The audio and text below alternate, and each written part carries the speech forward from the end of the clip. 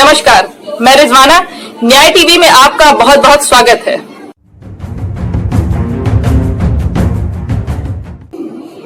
दो 2020 अब जा रहा है और 2021 के स्वागत की तैयारियां चल रही हैं। 2020 पूरे विश्व के लिए उतना बेहतर नहीं रहा। हर तरफ महामारी और आर्थिक तंगी से गुजरना पड़ा। न्याय टीवी की आप लोगों को शुभकामनाएं कि 2021 आपके जीवन में सब कुछ मंगल करे। नव वर्ष की आप सभी को बहुत बहुत शुभकामनाएं।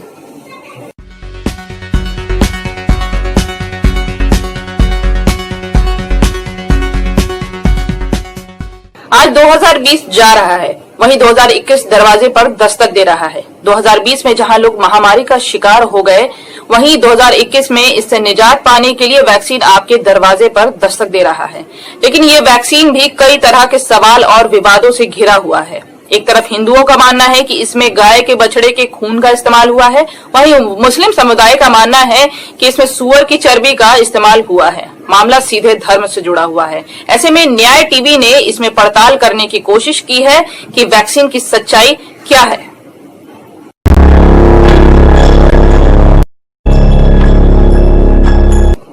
दुनिया भर में इस समय 232 जगह कोरोना वैक्सीन पर काम चल रहा है। WHO वैक्सीन लैंडस्केप के मुताबिक इनमें भी 172 वैक्सीन प्री क्लिनिकल ट्रायल्स में हैं, यानी इन वैक्सीन की अभी लैब्स में टेस्टिंग चल रही है। वहीं 60 वैक्सीन क्लिनिकल ट्रायल्स में हैं। आमतौर पर क्लिनिकल ट्रायल्स में कई साल लग जाते हैं, पर कोरोना को इमरजेंसी मानते हुए दुनिया में अब तक 9 वैक्सीन को इमरजेंसी अप्रूवल मिल चुका है।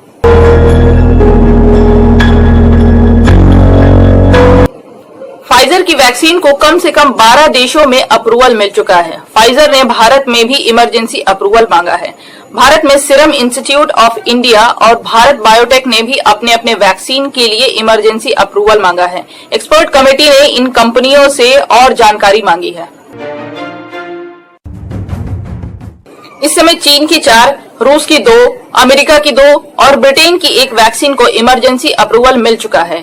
इनमें से सबसे नई वैक्सीन ऑक्सफोर्ड एस्ट्राजेनेका की कोविशील्ड है, जिसे ब्रिटेन ने 30 दिसंबर को इमरजेंसी अप्रूवल दिया है। करीब 16 देशों में वैक्सीनेशन शुरू हो चुका है।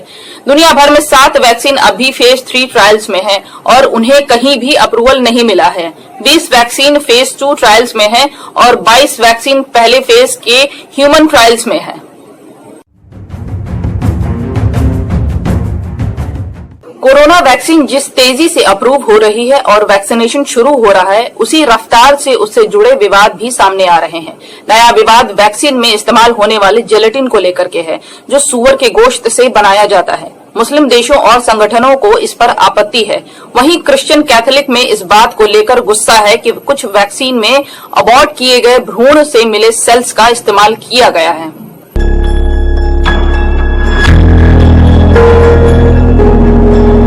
कुछ हफ्ते पहले रोमन कैथोलिक में ये चर्चा थी कि वैक्सीन को बनाने में अबॉर्टेड भ्रूण के टिश्यू का इस्तेमाल किया गया है। अमेरिका के 2 बिशप ने कहा था कि वैक्सीन बनाने की प्रक्रिया अनैतिक है, इस वजह से वो वैक्सीन नहीं लगवाएंगे। बाकी लोग भी ना लगवाएं। क्या कोविड-19 के वैक्सीन में गौ माता जो प्रेग्नेंट गर्भवती गौ माता को वध करके उसके अंदर जो शिशु है बछड़े को खींच के निकाल के जिंदावस्था में उसके अंदर हार्ट में छेद करके, जबकि वो जिंदा होना चाहिए तब, और खून निकाल के उस खून से वैक्सीन बन रहे हैं? Answer is yes.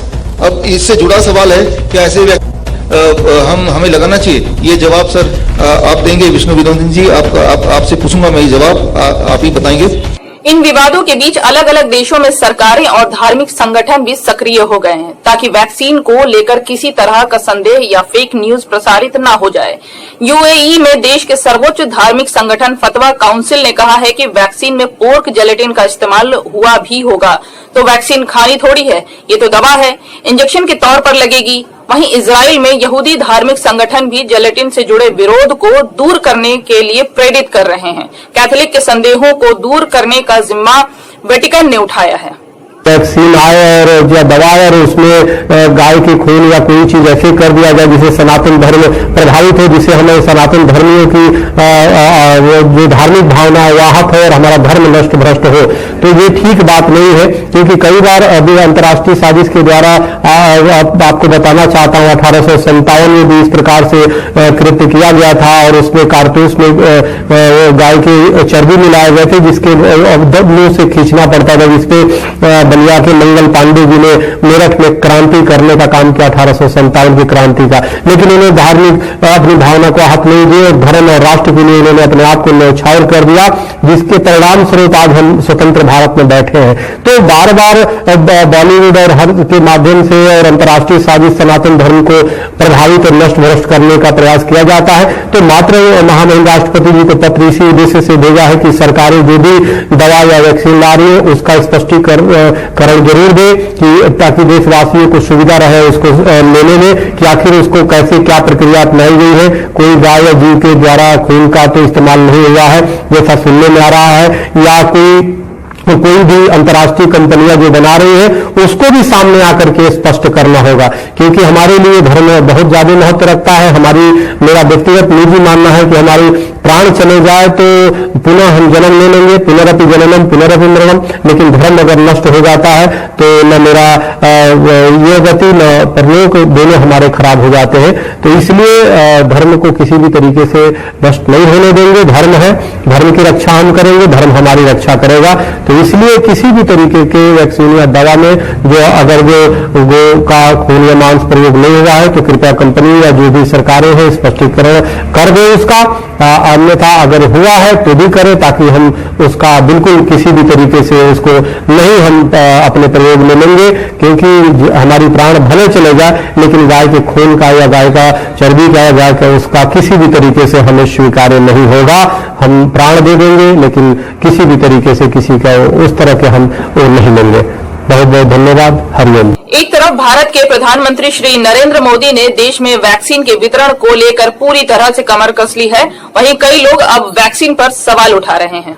बचाने का भारत का रिकॉर्ड दुनिया से बहुत बेहतर रहा है। वहीं अब संक्रमण के मामले में भी भारत लगातार नीचे की तरफ जा रहा है। भाइयों और बहनों, साल 2020 में संक्रमण की निराशा थी, चिंताएं थी, चारों तरफ सवालिया निशान थे। 2020 की वो पहचान बन गई, लेकिन 2021 इलाज की आशा लेकर के आ रहा है। वैक्सीन को लेकर भारत में हर जरूरी तैयारियां चल रही है। भारत में बनी वैक्सीन तेजी से हर जरूरी वर्ग तक पहुंचे, इसके लिए कोशिशें अंतिम चरणों में हैं। दुनिया का सबसे बड़ा टीकाकरण अभियान चलाने के लिए भारत की तैयारियां जोरों पर है। एक बात और समझ से परे है कि देश में कोरोना मरीजों की संख्या 1 करोड़ पार कर गई थी, जिनमें से 97 लाख लोग ठीक हो चुके हैं। ऐसे में क्या वैक्सीन की जरूरत है भी? ये भी बताया जा रहा है कि एक वैक्सीन को बनाने में कम से कम 5 साल से 10 साल लग जाते हैं, लेकिन कोविड-19 के लिए जो वैक्सीन आया है वो आनन फानन में 9 महीने के अंदर आ चुका है और इसके साइड इफेक्ट्स भी देखे जा रहे हैं। WHO के अनुसार कोविड-19 की अब तक कोई दवा नहीं बनी है। अब तक जो भी दवा बाजार में उपलब्ध है वो सब इम्यूनिटी बूस्टर की तरह उपलब्ध है। तो बात जस की तस है, लेकिन पूरा देश अनलॉक हो चुका है और लोग काम पर निकल चुके हैं। अब लोगों में कोरोना का खौफ खत्म हो चुका है। ऐसे में लोग वैक्सीन लगाने के लिए कितना आगे आएंगे ये देखना है। आप बने रहिए न्याय टीवी पर पल पल की खबर के लिए। धन्यवाद। RT-PCR टेस्ट फॉर कोविड-19 ये किसने अप्रूव किया दुनिया में? आंसर है किसी ने भी नहीं अप्रूव किया। ये जो मोबाइल के रिंगटोन आप सुनते हैं घड़ी घड़ी जब भी किसी को फोन मिलाना चाहते हैं, ये दुनिया में कहां कहां चल रहा है? दुनिया में सिर्फ 3 महान देश हैं, भारत, नेपाल और बांग्लादेश। बाकी पूरी दुनिया में कहीं नहीं चल रहा। तीसरा है ये पीपीई किट पहन के जो डॉक्टर दिखते हैं जोकर की तरह, बिल्कुल जोकर की तरह लगते हैं, ये पीपीई किट किसने अप्रूव किया है पूरे दुनिया में? इसका जवाब है किसी ने भी अप्रूव नहीं किया। इनफैक्ट ये काम ही नहीं करता है। पांचवा सवाल है मेरा, why no in political rallies? Political rally से कैसे गायब हो जाता है ये सिर्फ भगवान जानता है और कोई भी नहीं जानता है। और हमने ये सुना है कि रात को आता है इसलिए रात का कर्फ्यू लगा दिया जाता है। रात का कर्फ्यू कहाँ कहाँ लगाया जाता है पूरे दुनिया में? It happens only in India और कहीं नहीं लगाया जाता। अच्छा, how can a dead body corona? Dead body spread कर सकता है क्या? डेड बॉडी कोरोना उतना ही स्प्रेड कर सकता है जितना कि ये टेबल स्प्रेड कर सकता है या जितना कि पत्थर स्प्रेड कर सकता है, उतना ही corona dead body corona spread नहीं कर सकता। डेड बॉडी कोई इन्फेक्शन स्प्रेड कर ही नहीं सकता है। आप लोगों ने 8वीं में पढ़ा होगा, राइट? तो अगला सवाल है, Aarogya Setu app pandemic announce किया गया था 11 मार्च को, उसके 20 दिन के अंदर ही आरोग्य सेतु ऐप लॉन्च भी कर दिया 12 भाषा में। जबकि ऐसा ऐप बनाने के लिए पूरी ताकत लगा दे अमेरिका जैसा देश तो भी 1 साल लग जाएगा, कम से कम 10 महीने तो लगेंगे ही। तो 20 दिन में बन गया ये ऐप, कमाल की बात है। कैसे बना? जादू से बना होगा। मॉडर्ना नाम की जो कंपनी जिन्होंने वैक्सीन बना लिया था, कब बना लिया था? 25 फरवरी को वैक्सीन तैयार था उनका, 25 फरवरी को। इनके सारे एविडेंसेस के अंदर है। 25 फरवरी को तैयार था, जबकि उससे कुछ दिन पहले ही आइडेंटिफाई हुआ वो वायरस कहां तैयार था फॉर ह्यूमन ट्रायल, राइट? तैयार था फॉर ह्यूमन ट्रायल। यहां समझने वाली बात है कि ह्यूमन ट्रायल वाले स्टेज तक पहुंचने के लिए एक वैक्सीन को 5 साल लगता है ऑन एवरेज। अगर आप देखें हिस्ट्री तो 5 साल वाला सफर मॉडर्ना ने कुछ एक दिनों में 10-15 दिन में कैसे तैयार कर लिया? ये तो एक जादू से हो सकता है और तो नहीं हो सकता। अच्छा, बोलते हैं कि आज केसेस बढ़ गए, तो केसेस का मतलब क्या पेशेंट बढ़ गए? नहीं, कभी ये नहीं बोलेंगे कि आज 1 लाख नए पेशेंट आ गए। हमेशा आप देखेंगे अखबार में एक वर्ड लिखा होगा केसेस बढ़ गए। तो केसेस का मतलब पेशेंट नहीं है। केसेस का सिर्फ एक ही मतलब है कि आज 1 लाख नए लोगों को बुद्धू बना दिया कि आप पेशेंट हैं, क्योंकि वो जो टेस्ट है वो टेस्ट भी अप्रूव नहीं है, मैंने बताया था। अगला है आईसीएमआर। क्या, मेरा अगला सवाल है, क्या आईसीएमआर गाइडलाइन ये कहता है every death is corona death? क्या आईसीएमआर गाइडलाइन का ये कहता है? मैंने एविडेंस दिया है। आईसीएमआर गाइडलाइन ने मई 10 में गाइडलाइन चेंज किया, उसमें ये लिखा है कि जितने भी सारे भारत में डेथ हो उनको डेथ लिख दो, डॉक्टर को आदेश है, राइट? मेरी बात को मानने की जरूरत नहीं, मैंने एविडेंस दिया है। अब अगला एक आखिरी सवाल है, SARS-CoV-2 जिसे हम बोलते हैं कोरोना वायरस, SARS-CoV-2 अगर जिनको हो गया, आप में से किसी को, बहुत सारे लोग हैं क्या जिनको कोविड-19 हो चुका है?